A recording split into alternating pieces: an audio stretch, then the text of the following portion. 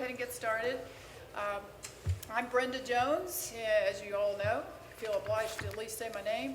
And our panelists today for our lobbying workshop, we've got Tim Sankey from, I'm pronouncing that right? Okay. From Texas Voices. Yay. Okay, Mom, calm down now. We got David Mayer, who's been with Illinois Voices and is now with Oregon Voices, and Dwayne Daughtry from North Carolina, from the North Carolina RSOL.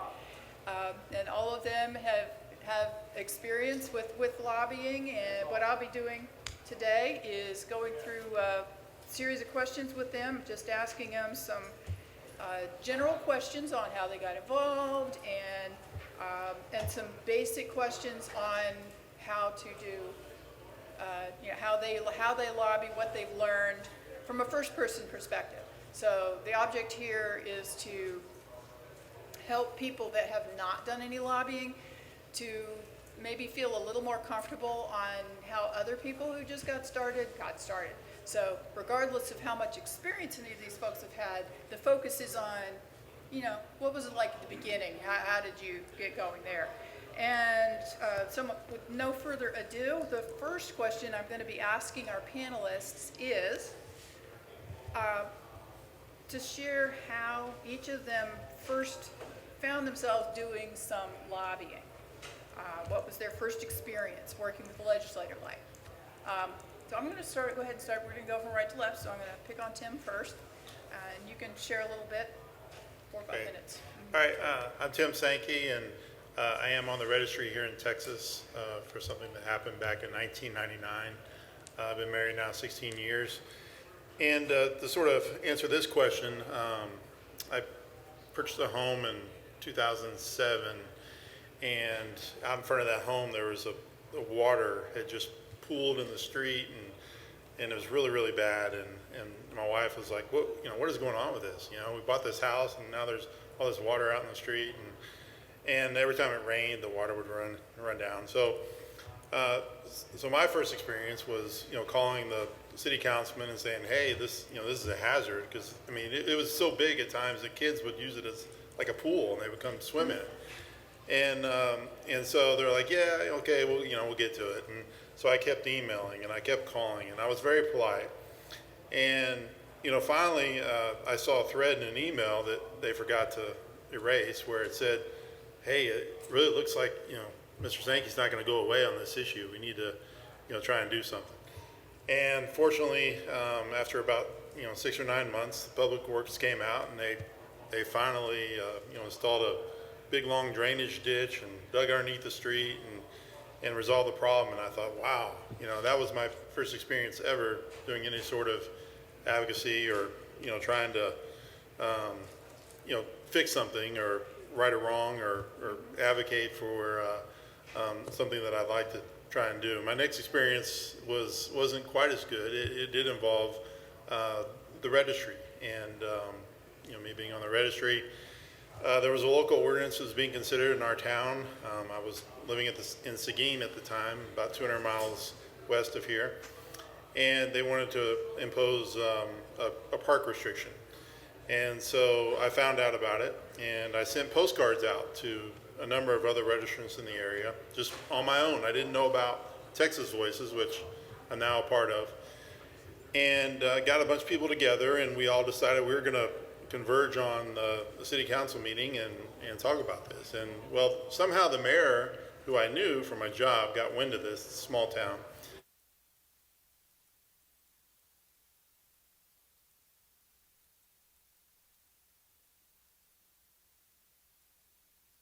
We'll pause a second.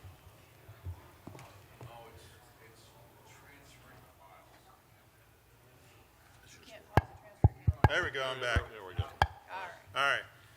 Can you hear me? Yep. Okay.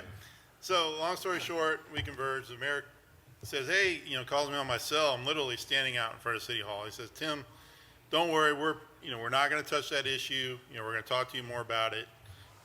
So no big deal. And so I told everybody, and I said, okay. Took him at his word. I knew this guy. And next day, I find out that they went ahead and had the city council meeting and they brought this issue up and they passed the ordinance, and I'm like, oh, geez, and so I learned from that moment on, never trust a politician, right? Trust but verify, right? Yes. So those are kind of my initial experiences, sort of getting involved, and so that's my spiel for the first 4 or 5 minutes. So. Thanks, Tim. All right, David, how did you get involved? Sure. So I lived in Illinois for about just under 40 years and moved to Oregon after I completed my 10-year registry in Illinois, and immediately joined Oregon Voices before I even left Illinois. And their primary work, Oregon Voices, is to follow legislation in our state capital, Salem. They look at bills, they look who's writing the bills, what's going on, etc. And so my first real experience was kind of a shock to the system is, David, we're going to Salem. I live in Portland. Salem is less than an hour's drive from the city, from Portland. So it was terrifying. It was absolutely terrifying. I was stumbling over my words, although we had great prep. We met with our state representatives. What I did was enter my zip code in Portland and got a list. I created a list of every single politician in my area, state representative, congressperson, et cetera, all the way up to our newly elected governor. So when we got to the State House, I had made appointments to do a meet and greet. The good thing about Oregon is that there were no negative bills that were going to impact us. In fact, it's a pretty sweet place for us to be living. So instead of saying, could you consider changing, we actually said thank you for doing what you're doing, for following what I call sanity, and not doing anything wackadoodle. As when I lived in Illinois, it was brutal. Even getting off the registry. When I got off the registry in Illinois, there literally was a PS. They send you a form letter basically saying, congratulations, you're done. However, David, PS, you still cannot go into the parks, you still cannot be on public land, and housing restrictions still exist. So why bother? So moved to Oregon, completely different place. So our lobbying in Oregon is to follow bills that may possibly impact us, and then to encourage and thank the legislators that are working with us or at least listening to us. So after I got over the initial terror, literally, of talking to these politicians and outing myself, etc., it was fine. I had no negative pushback whatsoever. So it was a very positive and empowering feeling being able to do this. All yours, Dwayne. I'm Dwayne Daughtry, and I'm from North Carolina. And if you haven't met me, I will eventually meet you while you're here. I got into lobbying first. It's probably a strange story, but my lobbying first started when I was 15 years old. My mom worked at the state archives as an accountant, and I got to play around the state capitol while there was nothing for me to do. But I started taking an interest in the state capitol. And our state capitol is the governor's office, and at that time was the Secretary of State's office. And so then I was hired by Sam Townsend, which was the state curator for the capitol, to be a tour guide. He says, you definitely love to talk to people. So why don't you talk to everybody that visits the state capitol? And I said, challenge done. And that's exactly it. I got my voice, and I used that voice. And I would go in the governor's office and sit around and spin in that chair because I thought that was really cool at 15 years old, not realizing it's the governor's chair. And then the Secretary of State, Thad Ewer at the time, I would go in his office and he had a candy jar, and it was always empty because I was in it. But I realized that 15 years old later, that they were people too. And they enjoyed everybody to come visit them because there's so many people sitting out here today scared to visit their legislator or their elected official because we think they're too far above reach. when they're just like us. And I remember spinning around in that governor's chair, that people actually spend a lot of money to run for that office. And I had the privilege of sitting in it and just doing what I wanted to do as a kid. I got into lobbying after that, after joining the military. I continued keeping those relationships with people that I knew in the legislature. They were my friends. They were elected officials, but I didn't look at them as politicians. I looked at them as people I knew in the legislature. Now, I didn't want power or anything like that. I thought it was awesome what they were doing for the people of North Carolina. And I wanted to be like that too. Awesome. Working for the people of North Carolina as an advocate. So I got involved later as an identity crisis for myself with LGBT. And I went, you know what? I can go back and talk to the people about my friends, about what it's like to be in that community and feeling shame and guilt and so forth about who I really am, but I'm a North Carolinian. I'm one of you. And then I started getting into animal rights, and then veterans' rights, and then the registry. And it became, they were not my enemies. They were still my friends. New faces, new elections, new political left, right, leaning, whatever, but I was still a North Carolinian, not that R and not that D. And that's what really made it simple, is going in and just talking, having conversations. That tour guide of the state capitol became the tour guide of the state legislature. So I know those halls ins and out. In fact, I actually help some of the legislators now that are inducted in all the little secret places and the cafeteria and the quickest way there. And I too got to sit in the Speaker of the House's chair and spin around in that big chair too. I remember all those fun days because your legislative body, the place where it makes all these harsh laws, is a harsh reality is you have the power to change that and spin that chair around to listen to you. You have a voice. That's why I'm there. That's why I love this job. So people will ask, Dwayne, it's like you're on drugs all the time because you're too happy in this advocacy. It's because I remember being that 15-year-old kid. And I try to bring that joy and happiness here so that when I go to the legislature, I'm not the frowning face of the registry. I'm the registry ain't bothering me. And by the way, thanks to a wonderful attorney I had, I'm off the registry. And you can be too if you work in the legislature a little bit. All right, thanks, Dwayne. All right, the next question that I have is one that I know I get asked a lot. In your experience, what is the best way to get through to a lawmaker? Maybe you haven't grown up in the legislative offices. So, what's the best way to get through? Do you send them a snail mail? Do you email them? Do you call them? Do you visit? And is having made that connection, is it okay to just talk with an aide or a staff member? Because oftentimes, of course, the lawmakers are busy, right? So we'll just continue in the loop. So Tim, why don't you go ahead and go next? Yeah, so my experience, I think face-to-face is probably the best way to reach a lawmaker. And, they put a face with a name, they see you're a real person. It's not John Doe on the other end of a call or whatever it may be. So we've had some great experiences in the Texas legislature this last session.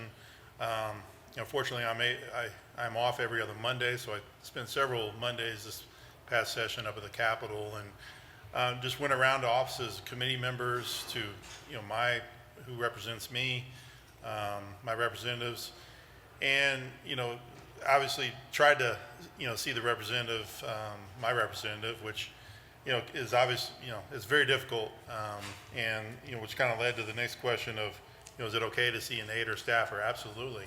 And that, can be, maybe trying to arrange a meeting with, whoever handles criminal justice, for the representative ahead of time. So, so you can try to actually meet that person and have FaceTime with them.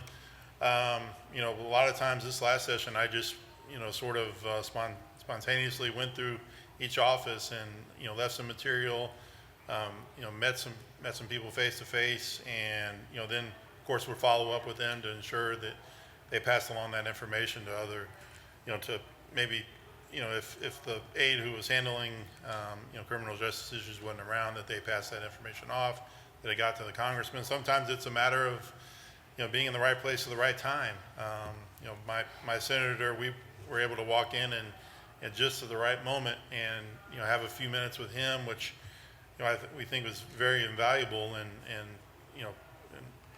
possibly allowing a law not to move forward. So so a lot of people, kind of like David said, may not, or you may not live close to a capital, or capital may be on the other side of the state, or your job or profession may not allow you to get up to the capital as much as you'd like. So obviously, whatever you can do helps. I mean, whether that's an email, whether it's calls, whether it's coordinating with other people in your advocacy group to do those things.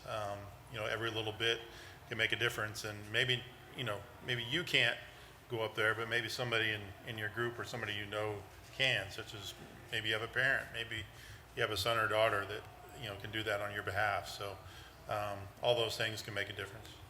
Thanks, Tim.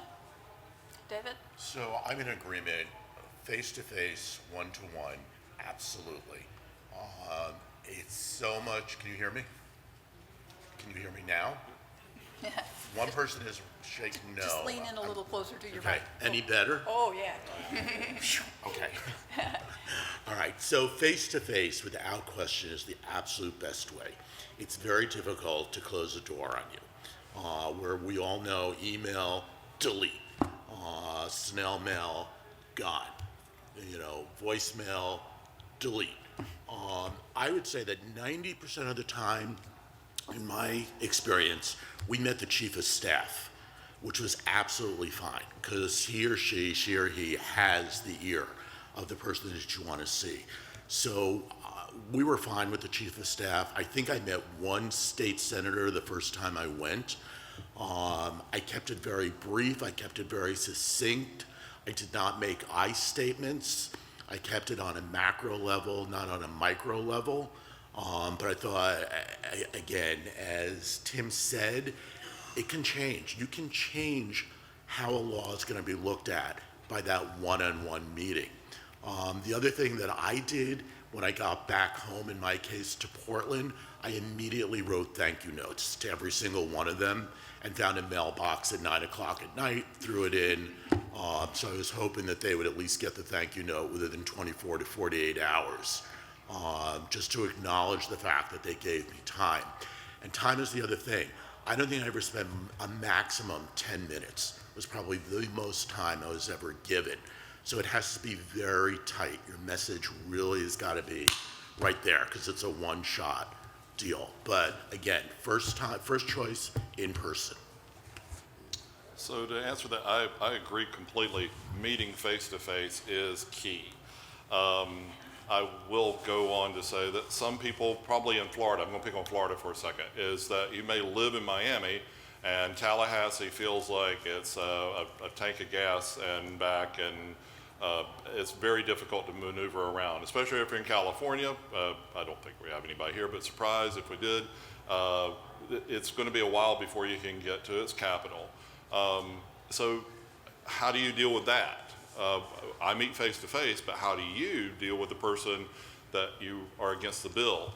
So you really want to come up with the right thing to say, and sometimes you don't know if that message is going to reach. I take a copy of the bill that's getting ready to be introduced, and I go on the printer and I go no, and that's all I mail. They get the message. I don't have to say who it's from or whatever. That's a good way of your first step.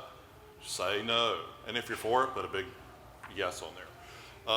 The other thing is go to constituent functions. Don't forget, they got to get reelected. So where they're from is they're going to throw a party. Be at that party. Make sure that you stand out at that party. Don't make a scene at the party, but be seen at the party. Meet, thank them for what they're doing, even if you disagree with it, even if you disagree with everything they have. Thank them.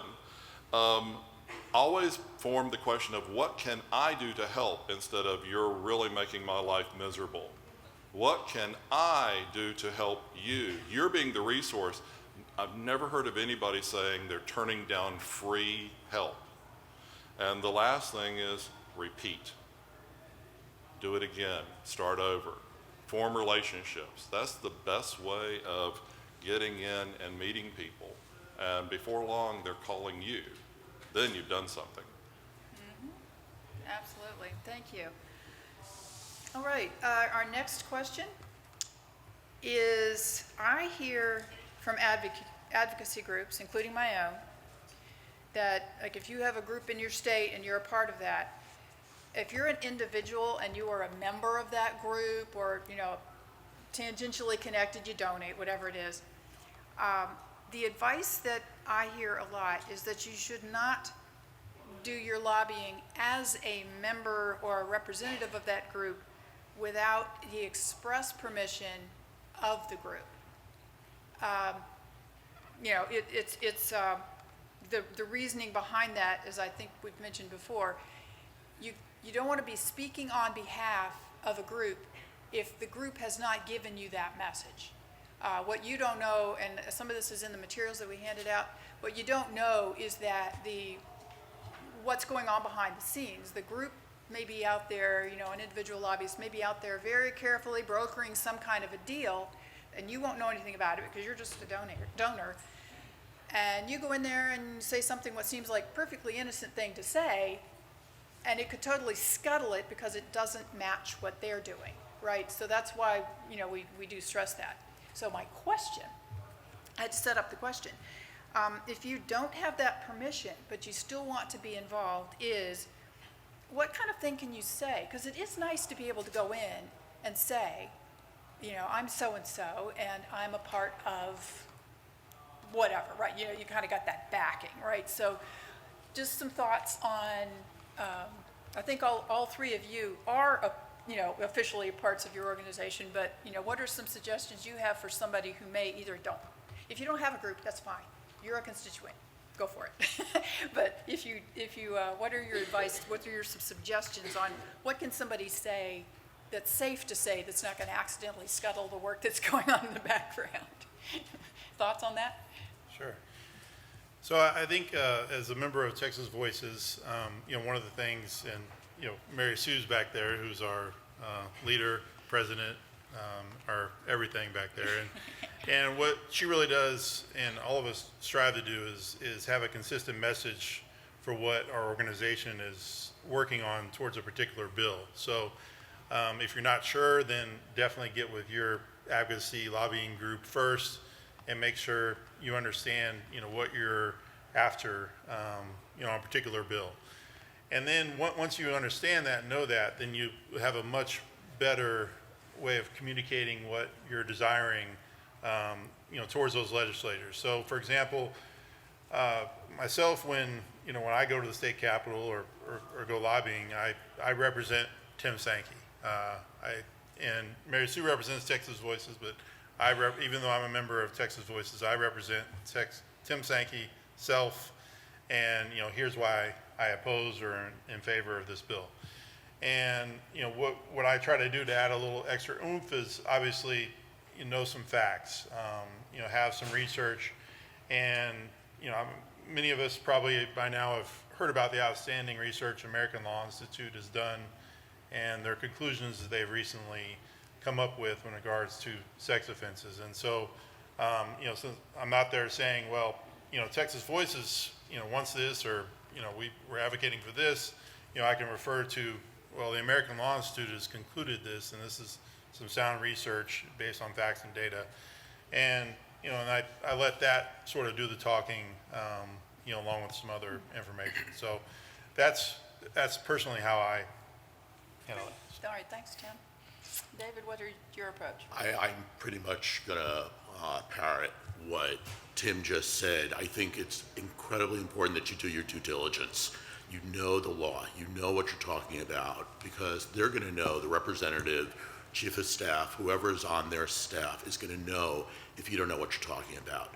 If you're just talking in very general terms, they're going to realize that. So you've got to be really knowledgeable about what you're saying. I would also, again, in my case, keep it on a very macro level, that this law in Oregon is going to have the following impact on a group. I also like to bring in money, that it may cost the taxpayer more by passing this law, that you're keeping money in an Oregonian's pocket by not doing it. Usually they begin smiling at me at that point. Money talks. So, and again, that's really where I keep it, where I go with that as an individual. Although again, I can't stress enough what Brenda said.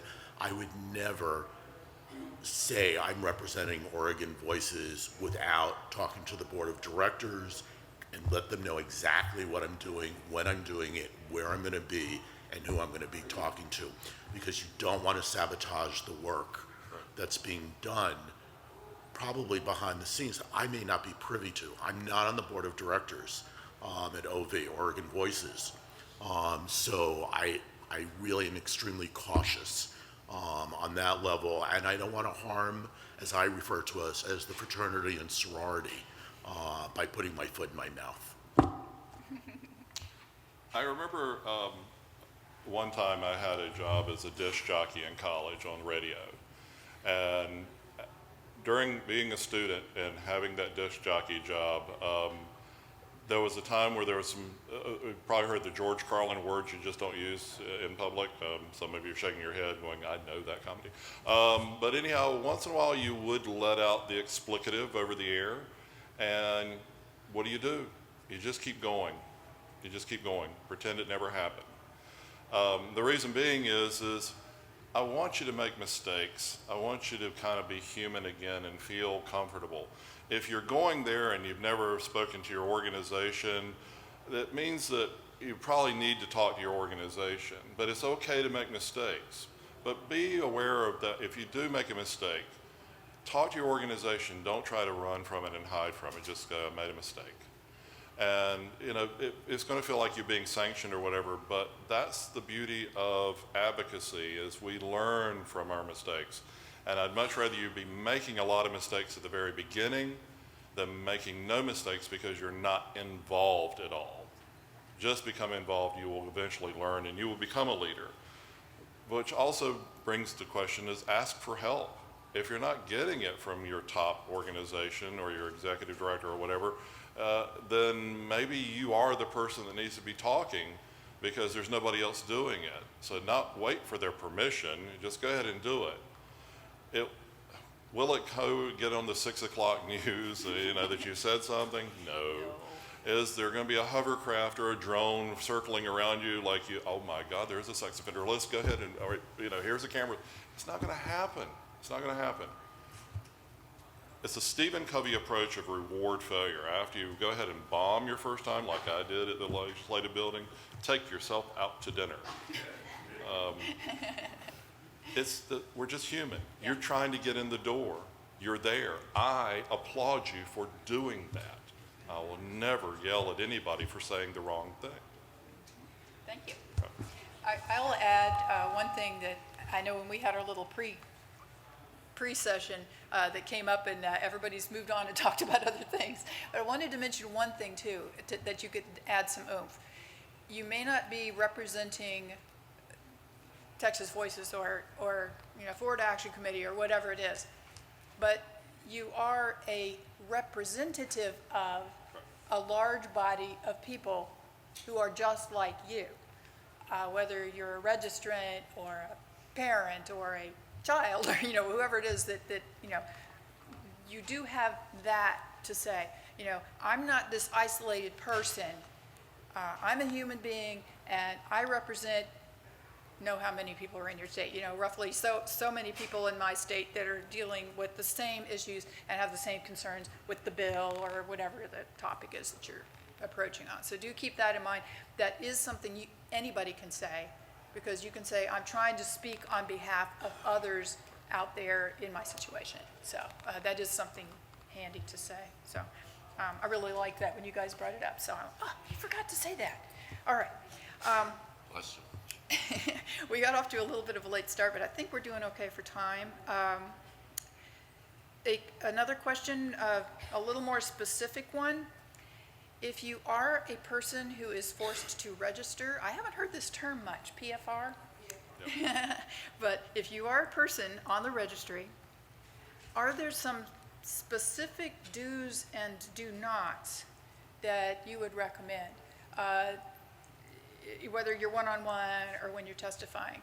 The example that I like to give, because it happens so often, and this is also in your packets, I'll just set the stage, but I won't answer the question, is a favorite question when you are speaking to somebody is for somebody to say, so how did you get involved? Right? It sounds like a really innocent question. The catch is, even if they are totally innocent about it and they really are just curious, it's distracting, right? From, you're there to talk about Bill 123, and then you start talking about whatever. So I'll hand it over as to when that question comes up. What are some advice? What's some advice that, and I think all three of you are or have been registrants, so you probably have had this situation. So is your advice in that context? Right. I'll start by first saying, I think, I guess, number one do in my situation or my shoes, my eyes would be being sympathetic. I committed a crime. I did something that I regret to this day. And so I always try to start with being sympathetic to the person that I harmed. Because legislators will see right through, somebody that's not, or somebody that has no remorse. So to me, that's a huge do for, as a registrant like myself who's done something like that. And then, once I've done that is, be prepared. You have one opportunity, one chance to make an impression in front of that staff member or that legislature. So you want to make the most of that opportunity. And so, make sure you have a one-pager of what you're talking about. Make sure you can cover those bullet points and, look them in the eye and, explain. To get back on topic, in other words. Yes. As quickly as possible. Yeah. Right. Another sort of do in this scenario, be respectful. Don't make it personal. We learned a lot this last legislative session is, these legislators will sometimes do some homework on us, on me and, my background. So, divert it, get it back to, as Brenda says, the topic at hand. What's that bill about? And let's address this. Not here to talk about, something that happened over 20 years ago. Dress to impress, take advantage of that opportunity. Nobody likes to hear, legislators don't like to hear, well, this is unconstitutional. That's a lot of people, seem to refer back to that. They don't bring that up. That's what I could say. So those are sort of my sort of do's and don'ts. David?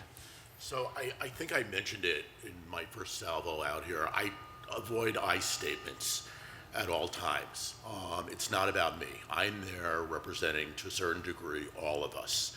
And it's not my story. I'm part of it, but it's not me.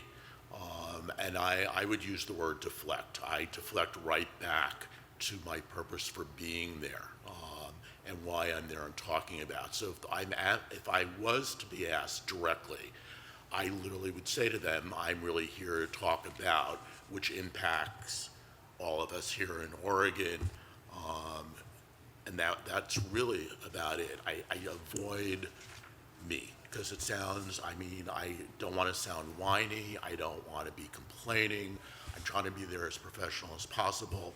Tim brought up a very good point, dress for success. I wear a suit, I wear a tie, I even shave, so, because it's all, what you don't want to come out as I was once referred to as the monster of the midway.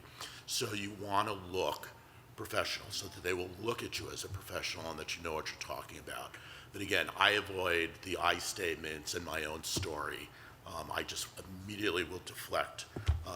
If Dwayne is trying to, I just very gently go, but I'm really here to talk about the following bill, the following law, whatever the words you want to use there. Mr. Dwayne? Thank you. The first thing is, I say, if you go to the legislative building, you're going to see a bunch of these, maybe some dresses. But you're going to see people that are dressed, and they came to work dressed.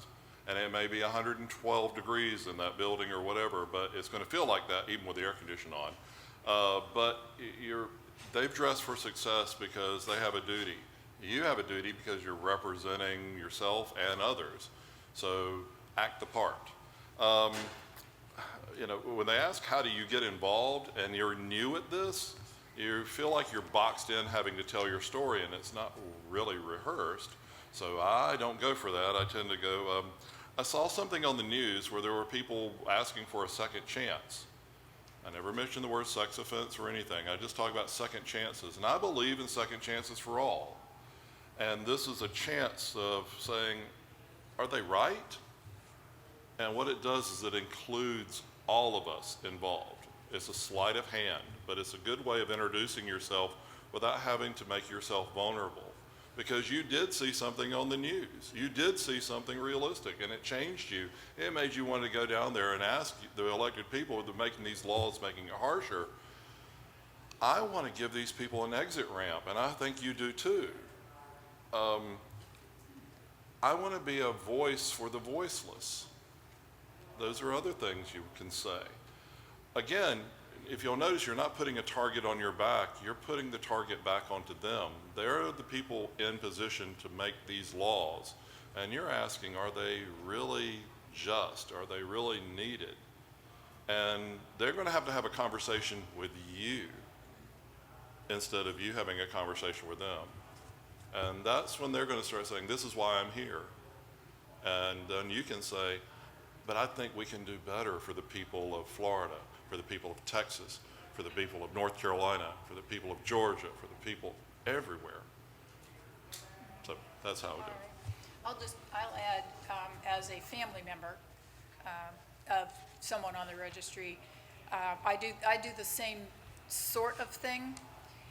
And my standard line, usually, if I get asked a question like that, how'd you get involved, is I don't immediately deflect because in my case, I'm not a registrant, but what I will do is that I'll say, I have a family member who's impacted, and at one time I would say, I have a person serving time, and I want him to succeed when he gets out, and I am here to make sure that he can have a life, and it's literally that simple. And I said, but let me get back to the bill, so that's literally all I'll say is something about that short. I have an impacted family member, and I really care about this issue, and so let me tell you more about it. And then just move right back. So, it's the same sort of concept. Because the problem is just, you wind up going down a rabbit hole, and then suddenly all the questions get to be about you, the I message, the whatever. So that's why we avoid that. All right, this is my last question, and then I think we'll have plenty of time for questions. We've done good even though we started late. Just some final words of advice, especially for people who are for solo advocates. So there's some folks here who don't have a group in their state. This is, you may be on your own. And I'll just add a word of encouragement to start, which is, I think one of my favorite stories, which I can summarize really quickly, is an advocate that was involved with us some years ago from Kentucky who found out on her own about a residency restriction that was going to be implemented, and she'd already been harmed. Her husband was on the registry. She got up her nerve. She didn't even like public speaking. She figured out what she was going to say about the bill. She figured out how to testify. She showed up. And she so shocked everybody because nobody expected anybody to be there opposing this bill. And she was, well enough spoken. She stood up, she testified about the bill, and everybody was starting to ask questions. They were just so surprised, and the bill did not pass. One person. Okay, is it always that wonderful? No, but it can have that kind of an impact. I remember the first time my group showed up. People started showing up, and they're like, "You're against that bill?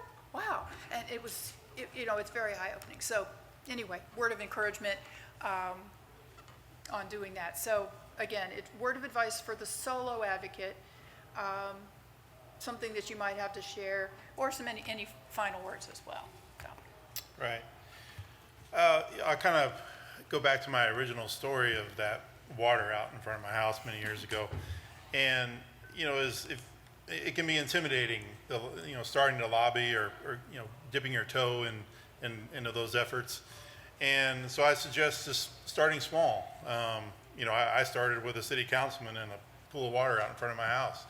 You could have potholes on your street, or whatever little local issue you might have.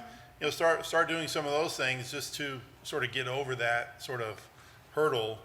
And then once you do that, you'll realize, kind of like Dwayne was saying, these are just people that put their shoes on just like us and go to work every day. And by doing that, you'll slowly, build confidence to be able to, tackle larger and larger issues. And so, and some of you may not all of us may be out to, go speak or talk to somebody in person. Whatever advocacy group you're part of, find out what else you can do. I mean, maybe there's some other sort of efforts you can do with emails or writing letters, or, getting some other people involved, or trying to find somebody who is maybe a really good speaker, or maybe who has a really good situation. We have one person in our organization this year that they were on the registry and they had kids, and so he was a younger gentleman, but that really helped in sort of what we were dealing with, because of him having kids, having a family, and so bringing more people to the table that can reinforce your efforts. I think it's a really good idea. And I think maybe Dwayne mentioned it too, is these people most of them are elected officials, so volunteer. If you have a representative, volunteer to put out yard signs or help with their phone bank, or little things like that. Then when you need something, they're more apt to give you an ear to listen. So those are just some suggestions I had, and I think anything else Jump back in. I'll come back. Yeah, cool. Give us the elbow. So this seems really obvious, but make sure you're registered to vote and that you vote. It seems really kind of, but it's happened. So please make sure you are registered and you go ahead and vote. If you can. And Yeah. vote. There are a few people who can. Right, I understand that. Keep going. I got it. I understand, and you'll take care of it. So if you can, do that. Something that I learned, and it was wonderful, on Oregon Voices, we bring food. We bake. Each one of us bakes something. Homemade chocolate chip cookies, bread. We bring butter for the bread. We bring cream cheese. They're all smiling. They're grinning when we walk in and say, oh, even if you can't. So that seems to really work with us. I also will say, though, Salem is small. And even though Oregon itself is a relatively large state, our population is not that high. So we don't have the same density as, let's say, in Illinois or New York or some of the other more populated states. So it's relatively easy for us because there simply are not that many representatives down in Salem. So that's my advice. Register to vote if you can, and he keeps kicking me under the table. It's for the food. Oh, yeah, sure. Fat people, we don't turn down food. Yeah, I don't think that was, but you started with the voting. So that would be it. The food really seems to open the doors. So, and now I'm going to save my ankles and make him sit next to you. What's the damn bread at? Anyhow, I overheard. You can't vote. Register somebody else to vote. Get out the vote. Doesn't mean you. Right. Register every damn person in here. Sorry, but yeah. The 7 words. I was on radio. Yeah. So anyhow, make mistakes. Jesus, make them. You're going to learn from those things. Get out. Be visible. Be heard. You will beat yourself up more than you ever realize, and you will continue to do that. Oh, I should have said this. Oh, crap, I shouldn't have said that. Oh, I wore the cologne. I wore this perfume. I didn't wear perfume. You're going to do everything. You're going to overanalyze. I remember I worked for somebody, and he told me, Dwayne, stop overthinking.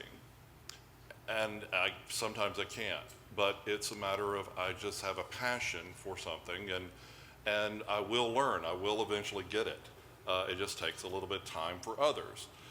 Solo advocacy, network like you've never networked before. You may never meet your legislator, but I guarantee there's a lot of other second chance organizations, NAACP, ACLU of your state or region or county or whatever, Lawyers Association, criminal justice organizations.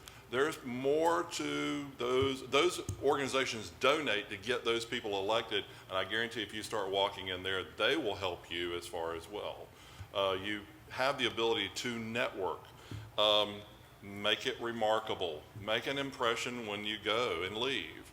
So sometimes you may go on a bad thing of saying it just wasn't really the intended outcome that you want. I'll say, Senator, I appreciate the time. I really thank you for the time of being here. I want to leave you with this, is that, look, Senator, we may not have it all together, but together we have it all. Let's really try to put everybody into this and work together. Walk out with something that they have that sticks in their mind, is like, he was really a good sport about it, but you leave them on something that makes it very inclusive for everybody. So that's what I try to do, is leave that impression instead of that son of a bitch. You don't want to do that. Don't want to walk out You don't there want with to do that, it. for sure. But that's what you're thinking, but you have to walk out there and smile Yeah. and think it at the same time. So, thank you. Thank you. I will just wrap up then, before we have, how much time for questions? About 15 minutes? We have 20 minutes. 20 minutes, yeah, that's what I thought. We still had a little time. Did anybody not, I know some of y'all came in a little late. Do we still have some handouts? There aren't enough handouts to go around. Okay. Can you make more? I probably could, or if anybody's willing to share, whatever. I did some handouts. I was not anticipating, this is a good turnout. I wasn't expecting as many people as are here. Well, there's one more. Yeah, and, but the handouts do have a number of extra things that we didn't cover here, that really kind of go through the basics of, a lot of it did get hit here. Dwayne was talking about they put their clothes on every morning. The first thing we've got here is one leg at a time. The underwear goes on one leg at a time. So, it's very basic stuff, but it's really good, some general advice. So take a look at that.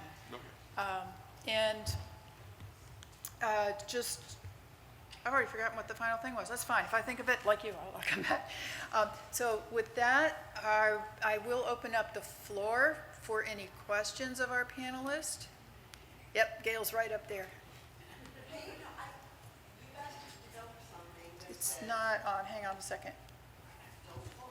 Did I you push the can button? hear you just fine, Gail. Yeah, I can. We can hear her, but it's not coming through on the Oh, okay. speaker. Maybe it's that. Yeah, but the light's red. Should it turn green? well, red means it's on. Okay, I wasn't sure.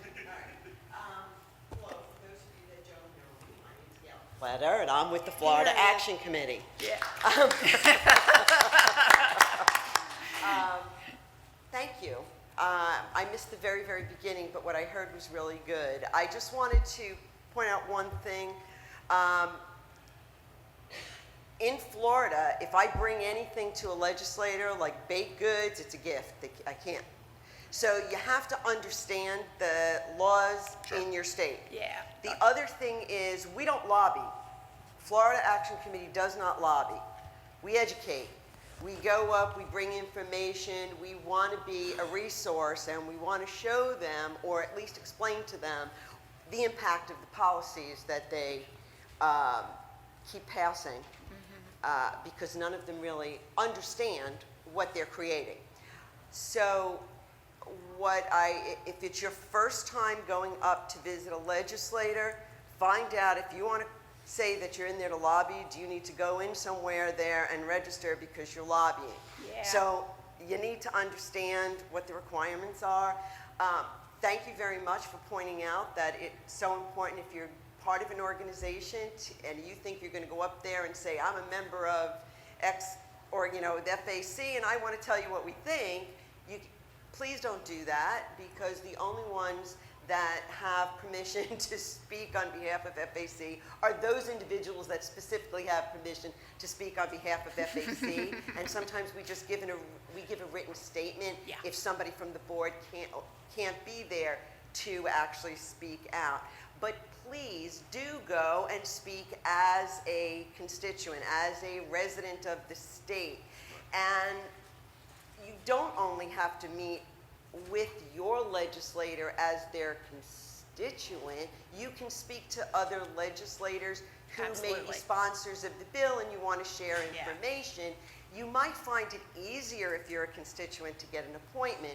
And there is absolutely no reason, and I'm sure everybody at FAC knows it, and they're sick and tired of hearing me say it, when you call, because sometimes we do calls to action, and we ask people, please call your legislator about this bill, or please call everybody on this committee about this bill, you don't have to say, hello, my name's John Jones, and I'm a registered citizen, and I want you to know, blah, blah, blah.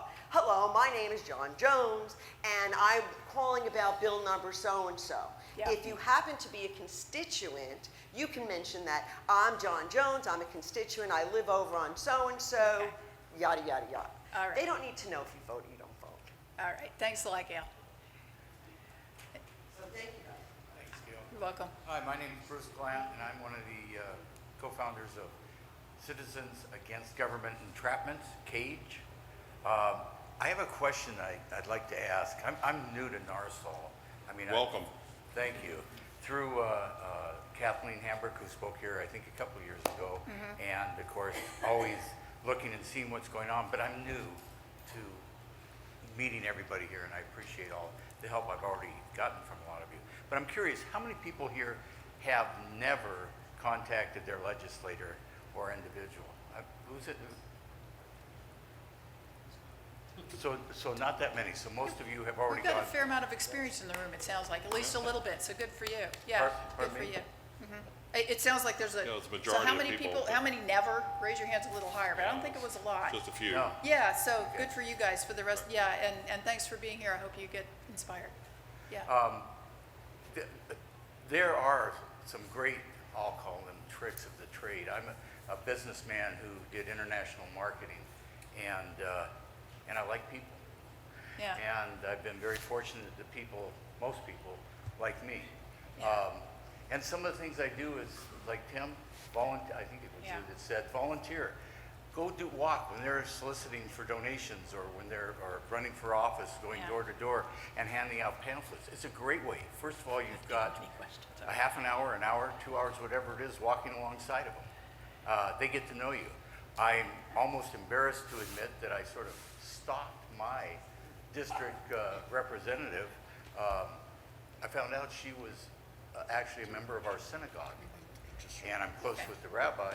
And long story short, I went to a couple of rallies and things that she went to, and when she was running for office in our local community, the parade, walked down the street with her, and she knew me.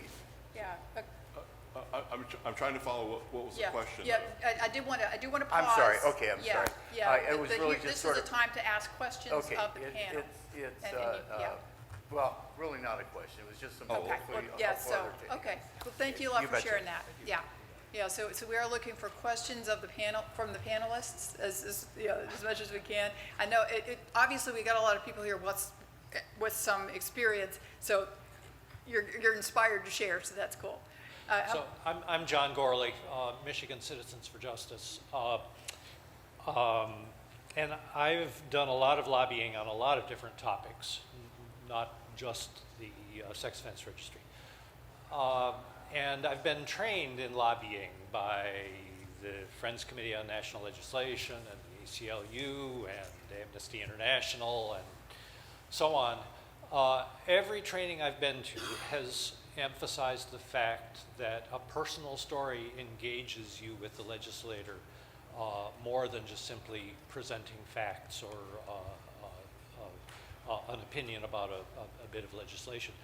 So I'd like you all to reconcile that with what you were saying about avoid personal stories. I understand. I have a friend who got hung up by a legislator, making him explain every last detail of his crime, and it was humiliating. And you want to avoid that. I understand. But the fact that you can tell a story that evokes some emotion, some affiliation on the part of the It's a good of the question. legislator is an important thing, I think. So, Yeah, it is a good question. Dwayne, why Who don't has you some take it? thoughts about that? Okay. I have found that we watch television, and the first thing we see is CNN, Fox, or whatever, and there's a reporter running down to get a legislator. And what do you hear is the question and the answer, and how long did that take? And the legislator is running for their life, and there's another group of people. The same thing kind of happens with anybody that walks into a legislator office. Unless you have a meeting that you've scheduled for a certain amount of time, you have less than probably 2 minutes, maybe 30 seconds, maybe you're chasing them in advocacy. This is exactly how it works to me in Washington, D.C. when I advocate there, but also when I'm at the legislature. Because I have 120 representatives to meet, I have also 50 senators to meet in the state legislature, and then on top of that, and these are just, I'm not even talking to the elected people, I'm always talking to the legislative staff. I never get a hold of the people that I really need to be a hold of. When I'm telling their story, they're already yawning. It does help for some, but it really helps if it comes from children of registrants. You sit down with a 15-year-old girl that says, "Daddy can't take me to Disney, and by the way, I feel like I can't go to the Disney place too." That senator is definitely listening versus our story. So I'm cautious because it really know your audience, but most of the time we don't even have 30 seconds to even say anything to anybody. And nevertheless, the people that are working behind the desk, which I'm trying to be their friend more than the senator's friend. I'm talking about scheduled meetings of 20 minutes, 30 minutes or so. I've never had that at all, Never. ever. I was going to say, I was going I to must kind of be fortunate. piggyback. The last time I was there, the chief of staff told me point blank, "You want to talk to me, I have to get between this building and the next building. You can walk and talk, that's all I have." And that took, Yeah. I think, maybe 2 minutes because she was moving. I mean, she was hauling down that hall. So I had to compress, be succinct, and get the message out. If I started with it would have been over. Yeah, just real quick, I'll chime in.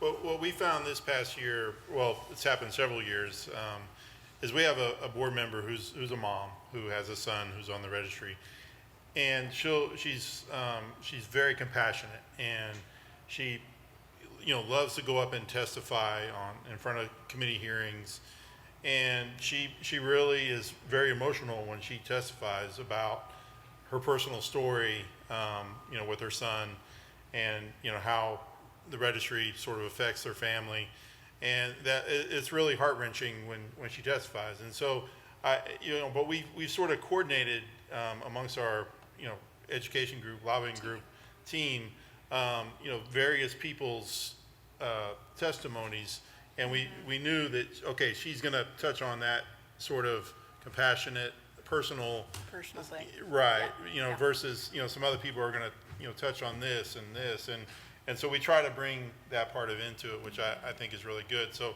like these guys said, it's difficult when you only have limited time to always engage a personal story, but definitely something to keep in mind. One of the things that in those short chunks of time, rather than tell a story, because as you're here, we're getting a lot of short times, right?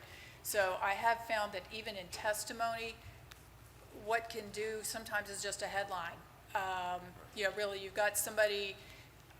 An example would be we were fighting a Halloween restrictions bill, and we had somebody that just stood up and all they said was, "I won't be able to take my kid trick or treating," or we did have a 15, 16-year-old saying, "This is the impact that it's having on my life." So those kind of things. But all you have to say is just a few seconds, and that gets the human part through without a whole story. So that would be my advice. So But that it is a good question. There is a place for that human element and that bit of a story. We find we have enough time to have a full story. Incidentally, that cell phone signal that I just had to interrupt was the 10-minute alarm. Yeah, I know I think I'm tracking, right? It's 5:30? 5:30 we stop? Okay, thanks. Do any or all of you have stories or examples of times when your advocacy was particularly successfully received? And is there anything that seems to work universally pretty well, or does it always depend on the issue and the person that you're speaking to? Know your audience. Yeah. That would be the quick answer. It Yeah. can vary with the audience. But anybody have a specific example they want to share? Yeah, it really varies a lot by who you're talking to, and do you really have their ear? One of the biggest success stories we had was a time when they were actually proposing regulations, and we figured out our audience. Larry Neely actually helped us with our message, and we showed up to testify. We all carefully lined up our pieces of testimony because we had exactly 2 minutes or 3 minutes per person, and we got up and we all took turns. And by the time we were done, we had every legislator in there going, "What do you mean you did it this way?" And those regulations did not pass for years. I think they may have finally done it, but not back then. But that was, so we coordinated, we worked together. But yeah, each audience is different, and so you really have to know who you're talking to and what you're saying. Yeah, just real quick, here in Texas, this past legislative session, which is still going on, there was a bill about a registrant living, within so many feet of the victim, and when I first read the bill, I thought, well, gosh, I mean, that seems, logical. I mean, I've been a victim of a crime. I don't want that perpetrator living right next door to me, right? I mean, that'd be terrible. But then as I started reading about the bill and, it was in, on, or within, and I mean, all these other things that were thrown in there, I thought, oh gosh, yeah, this is a bad bill. And so we need to figure out a way to fight it. So we did have success because we finally found the right person, which was actually my senator. And, immediately we walked in the door, he said, well, what do you guys need? And we explained to him, and he said, oh gosh, let me go talk to the person who's authoring it and see what we can do. And so that message was well received. He was receptive to it because we had sort of already established a relationship with him prior to, because of our efforts and meeting with him over time. So, Yep, that definitely helps. Okay, next question? Thank you. It's been very helpful what you're doing on the state level. This question may be more directed at Dwayne. I'm not sure, but if you want, what are we doing on a national level as far as lobbying? Is it significantly different than lobbying with your state legislator? Yes. Yeah. And Yes. what happens? What do we do if we want to get engaged in something like that? Well, get engaged with your congressperson because they change every 2 years, while getting engaged with your senator is going to be a long haul.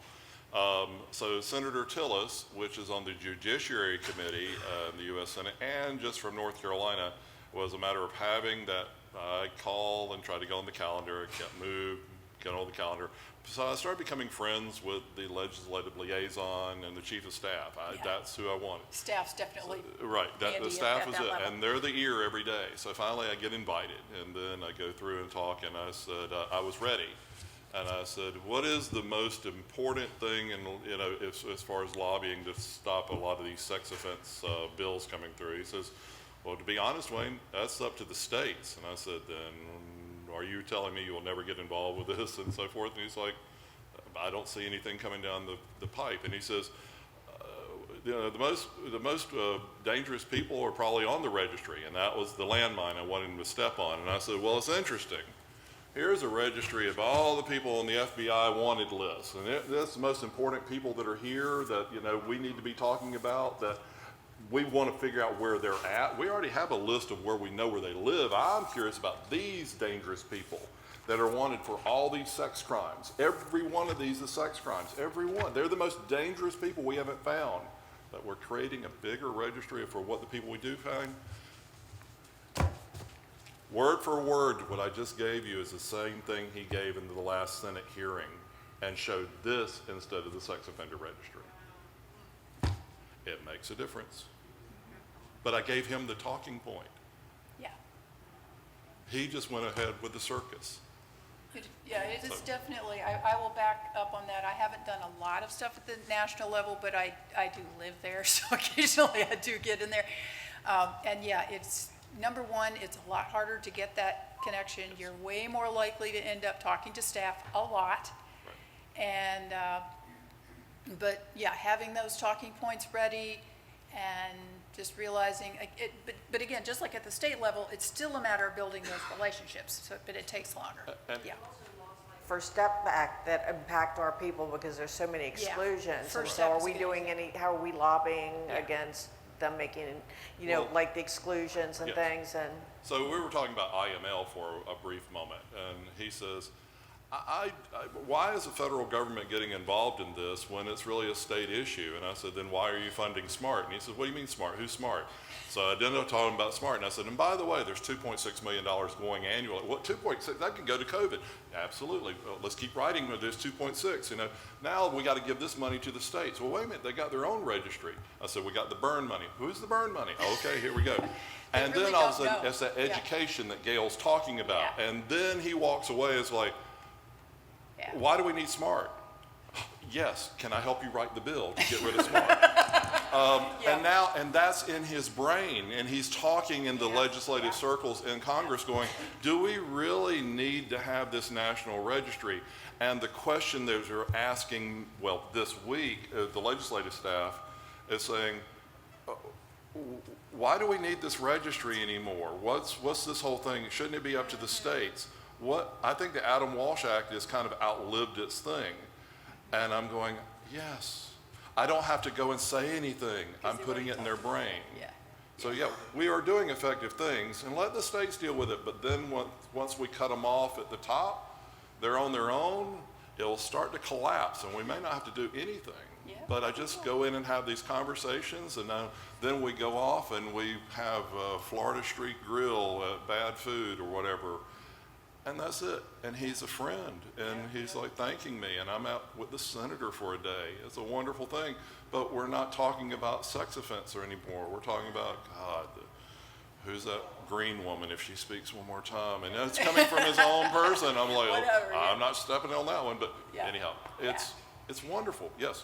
Talk to him once in a while. Go visit your capital. Definitely go. Yeah. And I'll wrap up. We've got about 2 minutes. But what Dwayne brought up, and thank you for that question, Yes, because thank it's you. a good wrap up. At the federal level, those of you who are aware, you know, when WAR had their conference, one of the last things they did, I wasn't able to participate, but I got a report back. And one of the last things they did was go visit some legislators.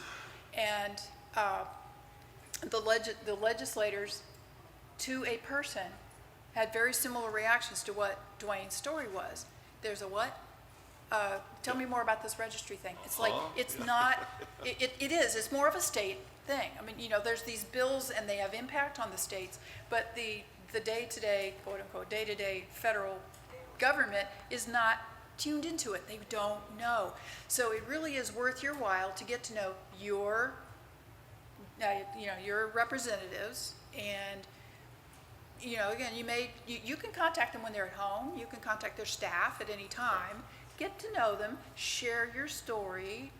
And this is an opportunity where you can talk about it a little bit, and you know, and say, hey, look, have you considered these issues? It's worth doing that. Another thing is, one quick we gotta thing, wrap up real quick. Yeah. 10 seconds. One thing is, sometimes don't trigger what is happening. If there's nothing in the pipeline, sometimes just saying nothing is even better. But just saying, hello, I'm from Florida, or wherever your state is, and thank you for the job you're doing, and then they'll give you a reply email, and you have a brand new email address of a contact instead of that form you fill out online. Now I've got contacts, and I can email them directly. I just have one really quick question, because I really feel like we've underutilized this. If you're guesstimating, if you start talking about impacted family members, young, you know, adults, friends, and families, how big is our voting block? Oh, you start throwing that in. I've heard rumors where they start with that estimate, the NCS.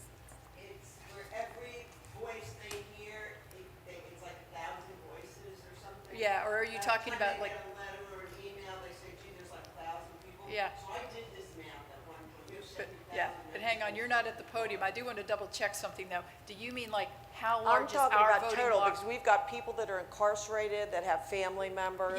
Yeah. That can So- vote. so We that have there's that people number. that are I am registrants horrible. with families Yeah, and I'm horrible with friends. numbers, but what's that latest of the NCMEC numbers of like how many registrants there are? It's like, huh? Also, people that are Yeah, whatever. incarcerated, that's, So you gotta you take consider that them too, and their then you say, families. okay, even just talking about 2.5 people in, you know, or children, or, you know, how many numbers in the family. Multiply it by that, you've got at least that many people That Yes. can impacted swing in an the vote, election. right? We have Yeah. not done a Yeah. job of getting the idea to Yeah. our Yeah. legislators, how big of a voting How block we big of a really voting are. block, how many Well, impacted people there are, yeah. Politicians inflate numbers, and so can I. And that can swing a Yeah. national We're gonna election. have First to thing call I time. say is, Yeah, when we're- I'll say there's 1 million people in the registry, but you know what, Senator or Representative such and such, Yeah. there's really 10 million voters out there, because I haven't included our allies, our supporters, the ACLU people, and all the Absolutely. other people that All fund right, us. well, thank you for So, yeah, that. We that's are it. over time. Thank you, everybody. Thank you all. Very, thank very, you. very much. Good job. You've got a good job, I like you. Maybe we'll see you. It's a See you pleasure. here. Thank you. You're around some more.